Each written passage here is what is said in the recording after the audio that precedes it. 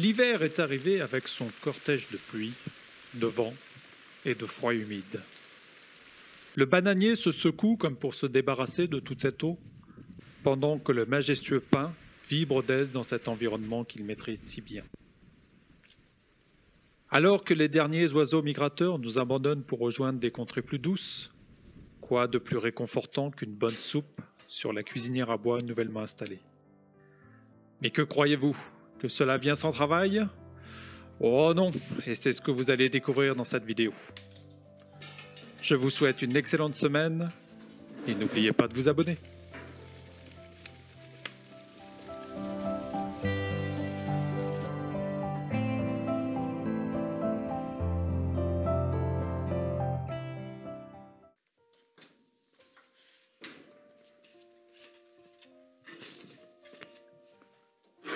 J'ai longtemps cherché la manière la plus efficace d'allumer cette cuisinière à bois. Après avoir testé les allumes-feu, la paille, la technique de l'allumage par le dessus, je suis revenu à la bonne vieille méthode expérimentée lors de mon enfance, lorsque le dimanche mon père m'autorisait à allumer la cheminée familiale, c'est-à-dire le trio papier, petit bois et bûche. Ma fascination pour le feu était telle que j'utilisais cette cheminée pour des expériences privées en l'absence de mes parents. Hélas, les quelques odeurs suspectes au retour de mon père me valaient de mémorables raclées dont je garde un souvenir cuisant. Cependant, elles ont certainement sauvé des flammes notre maison familiale. En arrivant dans notre ferme du Gers, j'ai bêtement inscrit « Stop pub » sur ma boîte aux lettres, avant de réaliser que cet apport hebdomadaire de papier me fournissait un combustible indispensable. J'ai immédiatement rayé cette mention de la boîte aux lettres, et le flot d'offres à peine croyables est de nouveau venu enflammer nos soirées. Une des choses surprenantes avec cette cuisinière à bois est qu'à la différence de l'insert du salon, elle ne menace pas de nous asphyxier à chaque démarrage. Même la porte ouverte, les fumées se dirigent sagement vers l'évacuation sans se jeter à notre gorge.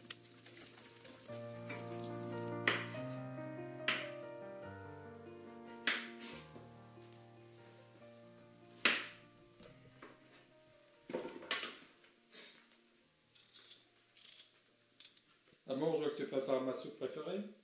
Oui, exactement. Sauf que j'ai changé petit marron avec blettes et cresson. Je suis sûre que c'est très très bon pour santé.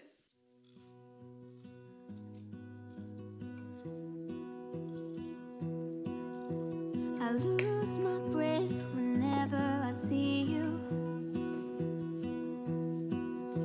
You stole my heart, what is it that you do? Pour ceux qui nous accuseraient d'offrir une vision rétrograde de la répartition des tâches dans un couple, sachez que d'un claquement de doigts, nous sommes capables d'échanger nos rôles. Et promis, vous verrez Anastasia alimenter le feu un peu plus tard, et d'une manière beaucoup plus gracieuse que moi. World of fire. You're my heart's desire.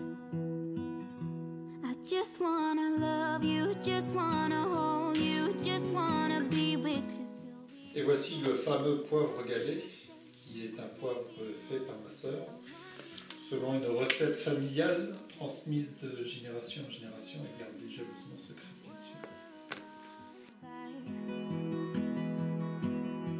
You said my Compost, c'est toujours bon pour potager. I don't know what I'd do without you. You make me smile, what is it that you do? My life was great till you added colors. Like the moon is the snow, we don't care about the others. You set my world on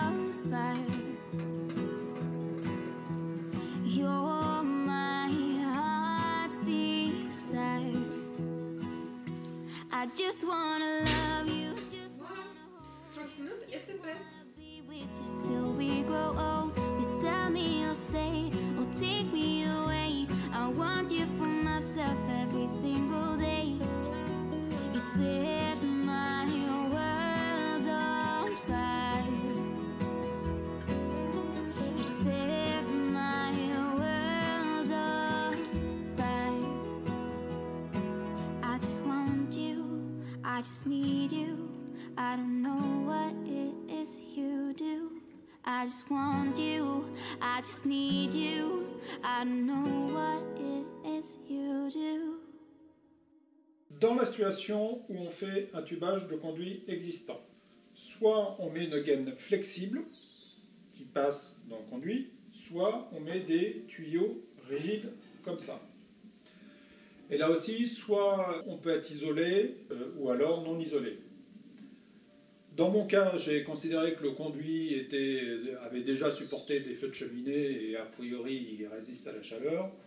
Donc je ne vois pas trop d'intérêt à avoir des tuyaux isolés, d'autant que c'est beaucoup plus cher que de simples tuyaux inox. Donc je suis parti sur cette solution de tuyaux inox. Là vous voyez c'est de l'inox 316. Donc des tuyaux qui s'emboîtent les uns dans les autres pour monter jusqu'au sommet de la cheminée.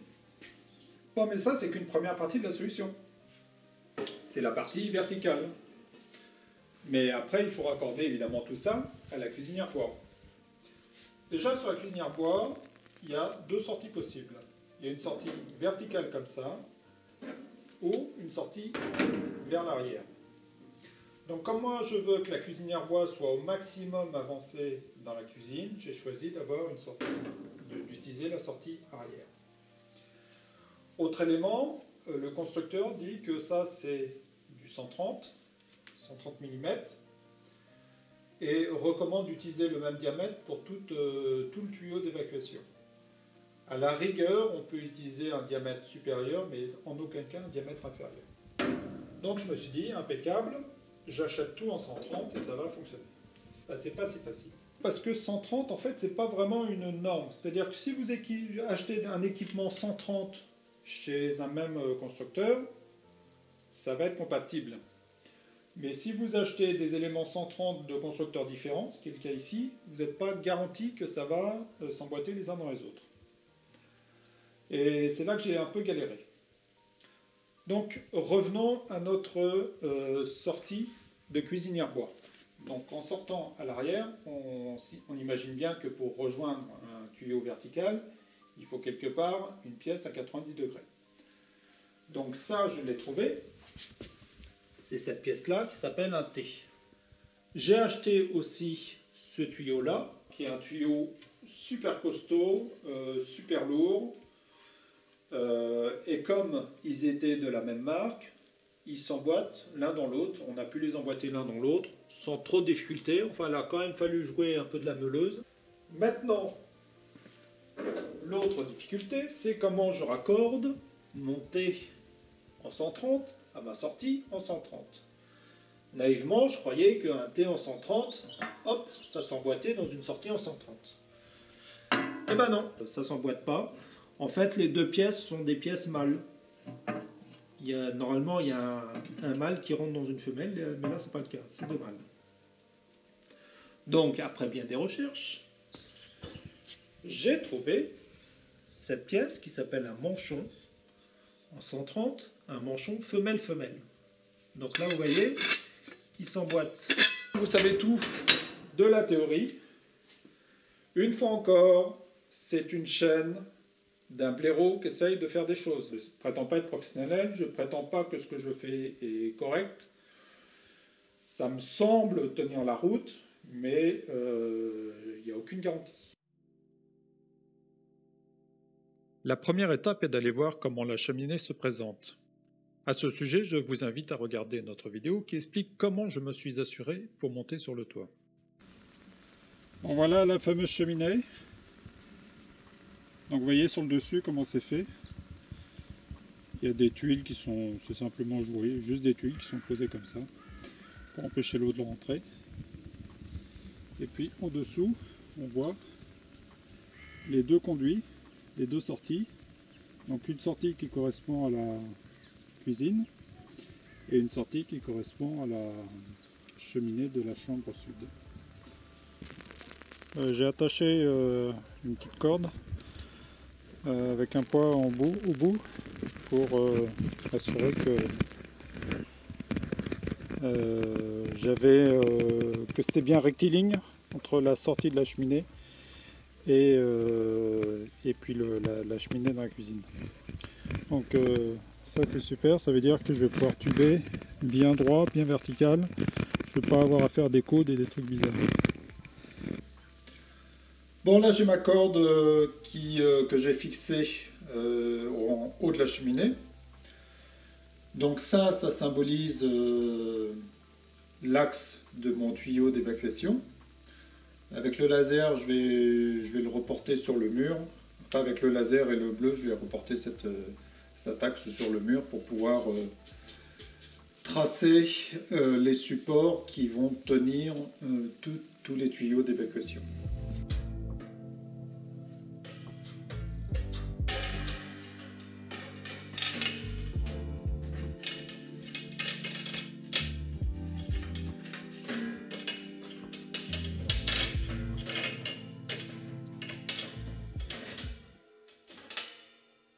L'avantage des tuyaux rigides est que l'on peut les passer depuis le sol, alors qu'une gaine flexible doit nécessairement être passée depuis le toit. Il me suffit donc d'emboîter les 6 tuyaux d'1 mètre chacun dans le conduit de cheminée, puis d'emboîter cet ensemble sur le gros tuyau d'évacuation que j'ai préalablement positionné à une hauteur qui correspond à celle de la sortie de la cuisine.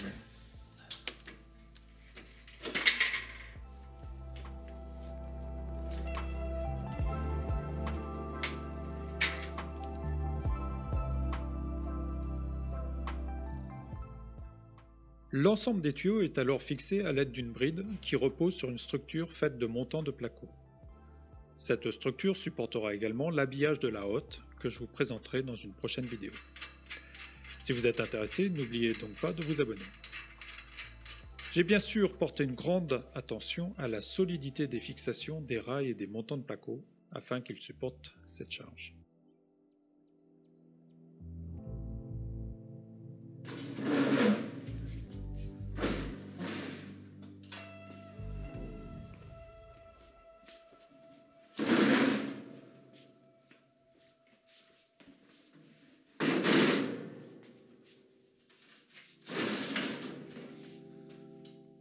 Il me reste alors à fixer le T sur la sortie de la cuisinière, ce qui demande quelques ajustements, mais se fait assez bien. Je n'ai utilisé aucun collier de serrage ni aucun joint, et malgré cela, je n'observe aucune fuite de fumée ou de condensat.